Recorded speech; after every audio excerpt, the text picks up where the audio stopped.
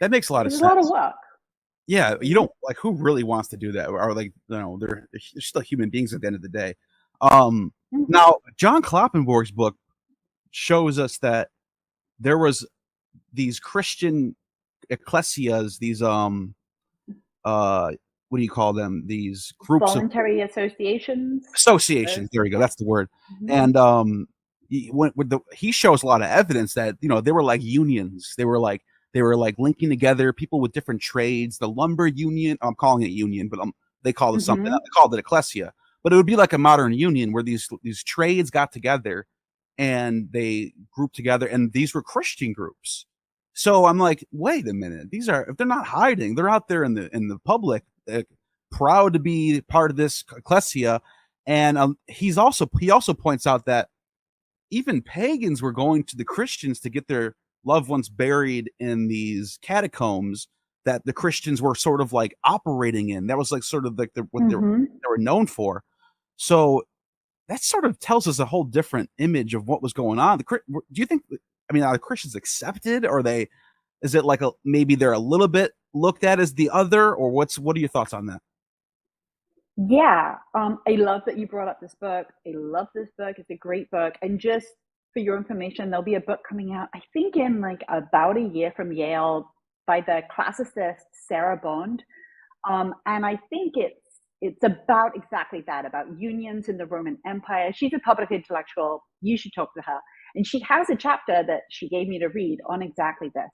And one of the things I learned from reading her whole book is that Roman leaders, not just emperors, even just the Roman Senate, they don't like unions. They don't like these clubs. So these clubs that Christians were involved in, it's not just Christians doing these like labor unions. There are a bunch of them, a bunch of pagan labor unions too.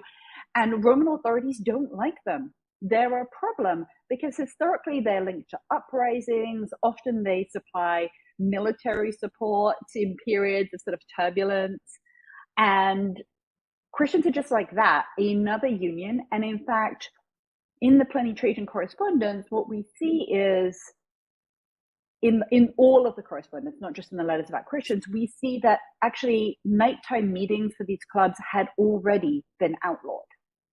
They just like they get into like these messy riots all the time, and so authorities don't like them. That's a lot to clamp down on. And the only unions that they would even tolerate would be sort of a bread union, so if you're involved in the bread, if you're a bakers, they'll tolerate you. They'll tolerate expat Roman citizens. They tolerated Jews forming these associations, but they're very, very skeptical of them. So here you have Christians. They're meeting at night. They're referring to one another as brother and sister. This I'm going to talk about for the conference. I'm going to talk about that family language in Christianity. They have this, but to people who don't understand Christianity, you have a bunch of people referring to one another as brother and sister. They're talking about eating the body of Christ and drinking blood. And this sounds super sketch already, right? They come from sort of lower status groups. A lot of them are enslaved. They're from these kinds of groups of sort of weavers or tradespeople that, elites don't really like and they're suspicious about. And they represent the kind of power that Romans don't like anyway. They don't need more of these people. And Pliny says, this idea seems to be spreading. And as a result, all of the money I poured into a local temple isn't bearing any fruit because people aren't going to the temples. They're not buying animals to be sacrificed there. This is a big economic problem for me. And so I think that the Romans don't really like Christians because they look like a trade union, and a trade union that interferes with the local economy. And Wow, that's not good. that made a lot of sense. And you just reminded me of a story that Livy tells us about these Bacchants in Italy that were Mm-hmm. they were like living out in the wilderness, not in the city, and they had like women like running, like they were like having high priestesses, and it was like a very egalitarian countercultural movement, and they got banned from the Romans. There was an edict, I think it's like 204 or something. Mm-hmm. I can put in the comments about what the real date was, but it looks a lot like a persecution happening. Like these Bacchants, they're out in the wilderness, they're having orgies, they're up to no good, and it's like it makes you wonder, is this just because the status of Roman imperial cult, or whatever city you're in, like they have their own like state priesthood, and if something's like at odds with that, then you're just gonna that's just kind of what happens, maybe. Yeah, partly, definitely. Like the back end's a great comparante here, because here you have another group of people being targeted not for what they believe. So if you think that Christians were targeted because of what they believed, that's not it at all. No one cares what Christians believe. They care about how they're acting and Right. how they're affecting society. And with the back ends, there are a lot of women involved. It sounds like orgies. There's definitely partying. Romans are known for like grounding their entire society in the household. And women's chastity is a big deal. The Emperor Augustus makes adultery punishable by death and exile.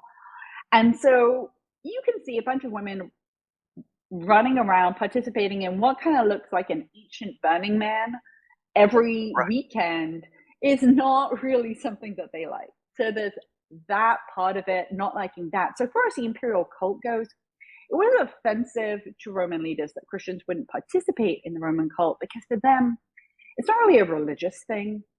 It's a sort of entanglement of political allegiance, social loyalty. And to them, they're like, it's some grains of incense. What is your problem? No one else has an issue with this. And now this is this new superstition, and they refuse to participate in this. And from the Roman perspective, they're like, we're not stopping you from being Christian. Just come do this one thing.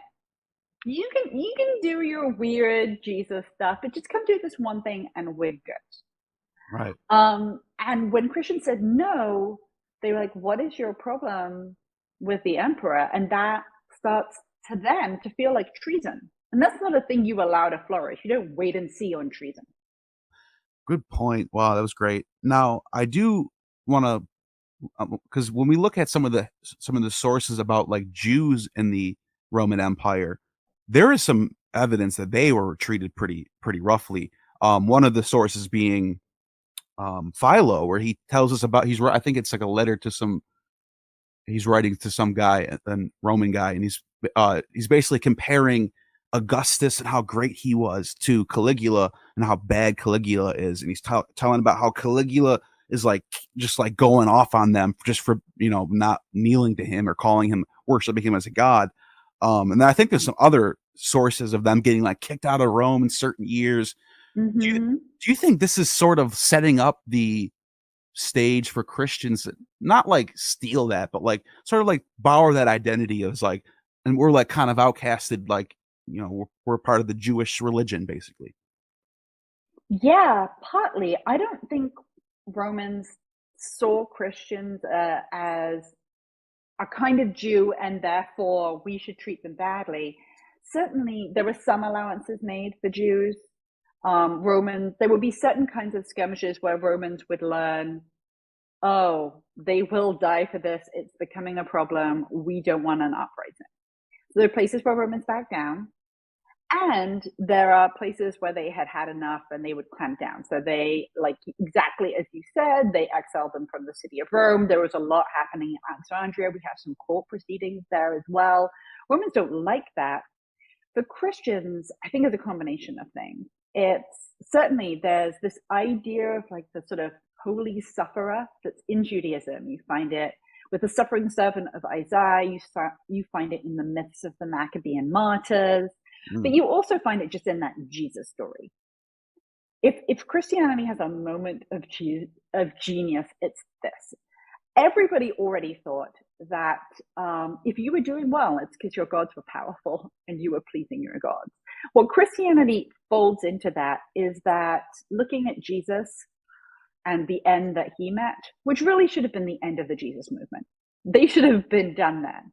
This idea that if you're successful, that's God loving you. But also if you're persecuted, that's God loving you, because God allows his most righteous people to be persecuted.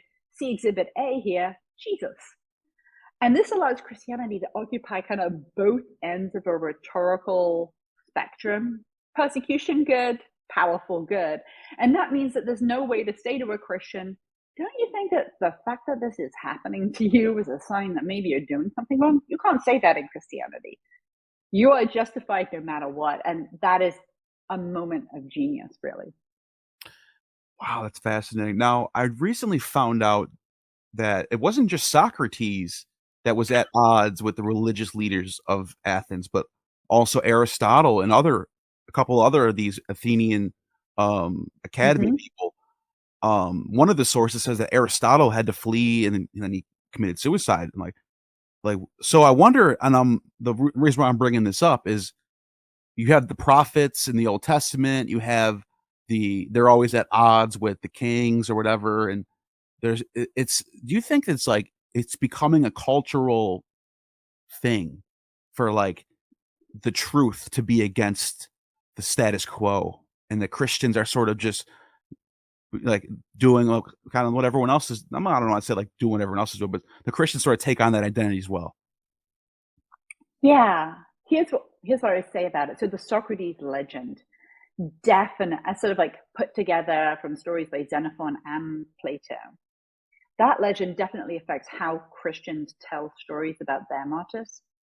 So if we're talking about accounts written in the city of Rome in the second century, all of those figures are presented as kind of these philosopher types. You can see the influence of the Socrates legend in many early Christian martyrdom accounts.